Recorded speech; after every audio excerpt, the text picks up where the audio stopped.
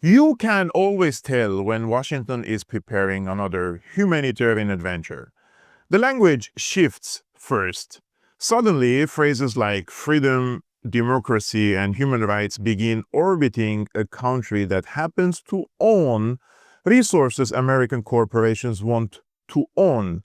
Then the talking heads appear on television, senators start making casual threats, and within days, intelligence agencies receive new authorizations.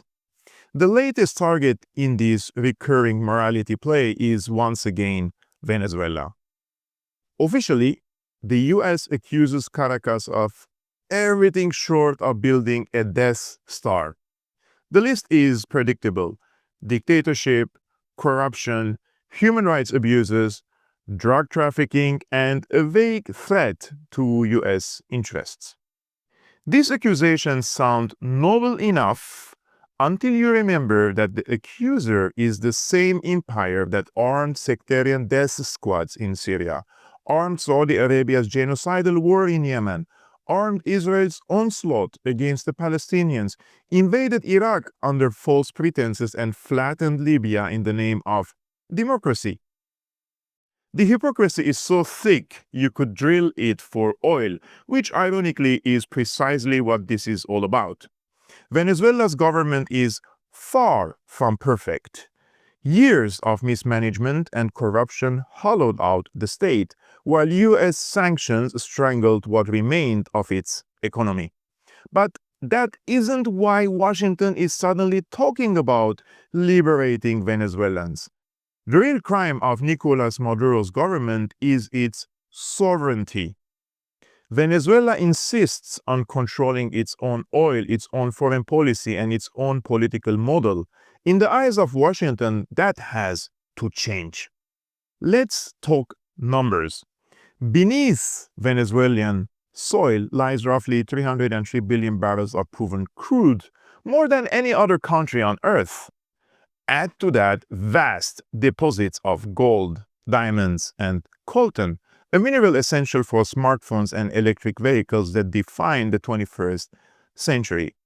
To put it bluntly, Venezuela possesses the raw materials for the next industrial revolution, and they are currently out of America's reach. When former US Ambassador James Story said on TV that Maduro is sitting on top of the world's largest oil reserves and minerals that will fuel the 21st century economy, he wasn't revealing a secret. He was simply saying the quiet part out loud. But resources alone do not provoke such an obsession. The deeper issue is ideological. For 2 decades, since the rise of Hugo Chavez, Venezuela has been a living affront to Washington's economic orthodoxy.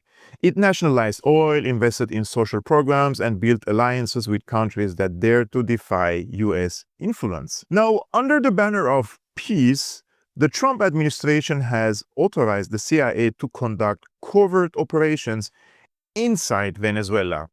The wording of the directive, to gather, disrupt, and neutralize hostile assets, is bureaucratic camouflage for sabotage, infiltration, and possibly assassination. At the same time, US warships have conveniently docked in Trinidad and Tobago, a short sail from Venezuelan waters, by the way.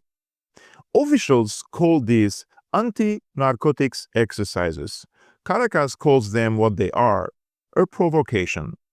Washington prefers to keep its fingerprints clean, so it stages these maneuvers just far enough away to claim plausible deniability while sending the unmistakable message of power. On Capitol Hill, the theater continues. Senator Rick Scott of Florida has advised Maduro to head to Russia or China right now as if he were giving travel tips. Senator Lindsey Graham, who never once was against war, told CBS that land strikes are a real possibility and that it's time for Maduro to go. When a journalist remarked that this sounded like a regime change, Graham smiled and said, "Yes, it is." The fact that such open talk of removing a foreign head of state no longer causes outrage tells you everything about how normalized imperial behavior has become. Behind these statements lies a clear strategic logic, my friends. If Washington can reassert control over Venezuela's oil, it would simultaneously weaken OPEC's leverage, disrupt BRICS' growing energy cooperation, and deliver a much-needed boost to the US economy before the next election cycle. A compliant government in Caracas would reopen the Orinoco Belt to Western corporations and hand the world's largest reserves back to Exxon, Mobil, Chevron, and Halliburton. The so-called transition to democracy would in practice be a transition from public to private ownership, from sovereignty to submission. To make this project palatable, Washington dresses it in humanitarian costume. Enter Maria Corina Machado, the opposition leader freshly decorated with a Nobel Peace Prize for promoting democracy. The timing could not be more convenient. A soft power coronation to coincide with hard power escalation. Machado openly promises to privatize Venezuela's industries and make US companies a lot of money.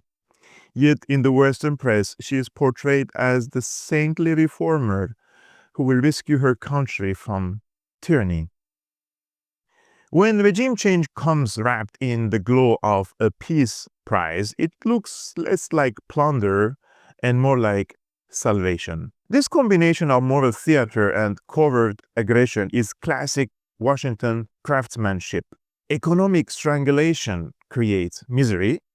Media coverage blames everything on Maduro. Covert operation destabilize the state, and an opposition figure is crowned as the people's savior. Each step justifies the next until invasion or coup becomes the logical solution to the crisis that Washington itself engineered. None of this is about caring for Venezuelans. Are you kidding me? If it were, the US would lift the sanctions that have crippled hospitals and fueled mass migration. It would support negotiations instead of sabotage. What it wants is control over oil, over ideology, and over the dangerous idea that a nation in the Western Hemisphere can chart its own path without American permission. That is why Venezuela matters so much. It is not the size of the country, but the symbolism of defiance. If a resource-rich nation in Latin America can survive 2 decades of economic siege and political warfare, others might follow. That possibility terrifies Washington more than any missile system, because the real threat to the empire isn't Maduro. It is multipolarity. It is the notion that the world no longer needs a single gatekeeper for its destiny. So the next time you hear an American official speaks of freedom for the Venezuelan people, remember that freedom in imperial vocabulary means obedience. Remember that every peace initiative has a price tag, and every covert action begins with a lie. Venezuela's greatest sin is not tyranny, my friends. It is independence. And for that, it now faces the rage of a superpower that cannot tolerate the sight of a sovereignty in its own backyard.